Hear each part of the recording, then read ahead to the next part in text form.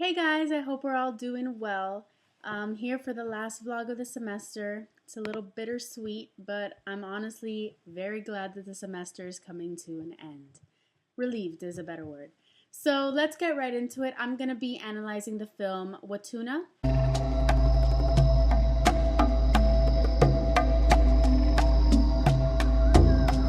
That's what we call the memory of our beginning. And when I say we, I'm referring to the Yacuana people of Venezuela. Watunna is a raw creation myth from their tribe, and it was made into an animated film. And the stories shown were inspired by myths from the Yacuana creation cycle. First, I want to talk about some connections that I made while I watched the film. God being incarnated to the earth is basically what this film starts with. Is the god Wanadi. He incarnates himself into the earth. He sends a like another version of him, I guess, but a human version to the earth. And this definitely is parallel to Christianity, where God sends his incarnation, which is Jesus Christ. So I thought that was a cool connection that I made. And another one is Wanadi actually punishes the humans who were corrupted by Odosha by turning them into animals.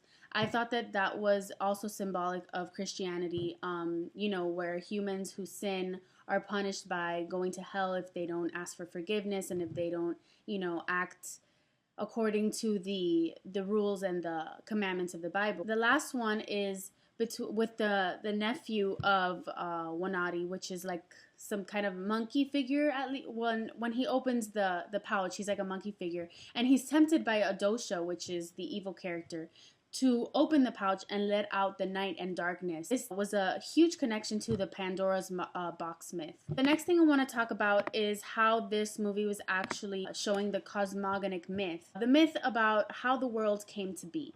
So basically, we see in the film this cosmic manifestation, see the idea of this god, Wanadi, who becomes incarnated on earth. So basically, Wanadi is, he is the Almighty God, and he's just smoking and thinking about the earth and how it's empty and how it's just floating there by itself. And he just starts dreaming and dreaming of people being there. So he dreams up the world and the humans, and he decides, what he wants to send down there and what happens. And he sends his incarnation down there. The etiological myth, which are myths about how things came to be, we see how evil became present in the world. So Adosha represents all the evil in the world. He dreams up, death and starvation, and he says, oh, I thought of this first. I thought of this terrible thing first. Every time that Wanadi is dreaming of food for all the people, he's dreaming of happy people. He dreams of life. Wanadi represents the good in the world, but Adosha is representing the evil. And every time that Wanadi says, "Oh, I dream of this food I dream of stalks of yucca and all these good stuff," Adosha says, "No, I see everybody dying." He teaches people to kill, and he's happy when they do so.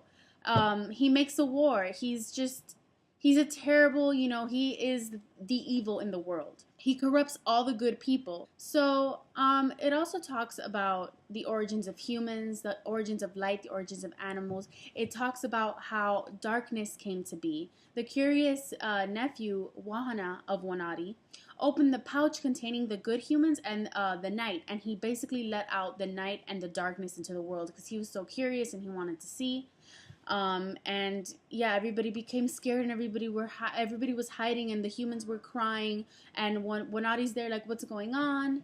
So he sends down a messenger who brings, the stars and the moon and the sun. So that's another way of how those things came about to be. Creation of fire, rainbows. They come from the water mother, which is the snake. So everything was animated beautifully, by the way. All of these like symbols and everything. It was just a cool, different, like tribal-y type of, animation, and it really fit in with the story that was being told by, it's a tribe story. Now I'm going to talk about the cinematic aspect. So the soundtrack of this was just, I thought it was beautiful. It was amazing. The background music of the film incorporated like these nature sounds such as like water and the like crackling of fire, and then there was like this tribal sounding music with the flute, and I think it was a great choice to use this type of sound in the background. You know, using the natural sound, since we are talking about like cosmogony and we're talking about like etiology and how things came to be and how nature came to be, I thought it was a great choice. The scenes and the visuals, like I said, the use of animation for storytelling is beautiful. And when it's done in a way where every animated visual is symbolic to the story, as in Watunna, I think it just like really adds to the meaning of the story itself. And it helps, honestly, it helps someone like me understand this story of a tribe. I wouldn't be able to understand if I just heard it, you know, but seeing the actual visual and the animation definitely helps you get a better understanding of the myth. A ritual that I saw in there was the placenta burial ritual, and I actually looked it up, and burying the placenta symbolizes closure after a mother gives birth, and it's actually done to this day that some mothers choose to bury their placenta under like a special tree. The symbolism of burying the placenta is to symbolize the baby's connection to the earth as well and to nature. But as we saw in the film, when Wanati buried the placenta, it rotted and it gave birth to this ugly human, this evil, you know, dark human that you see, like the animation of it. It's like very monstrous, and that's why we must not do that. And the lesson now is to put the placenta in a nest of white ants, and that way it'll be safe. Now for the question in reference to the idea of the contemporary artist serving a ritualized myth-making function like that of the traditional shaman, in what way does the contemporary filmmaker serve this function? A shaman, as I saw in the lecture, is a person, male or female, who has an overwhelming psychological experience that turns them inward. So, like the shaman, a creative person, such as a contemporary filmmaker, makes films as a way to express their individuality and as a form of self-expression. So, filmmakers are the makers of myths. Films help us understand our lives, and it memorializes stories. The story must be told, and the filmmaker is the storyteller. Without filmmakers and without creative people like artists, poets, you know, myth can die. That's why we need people like that in the world. We need creativity.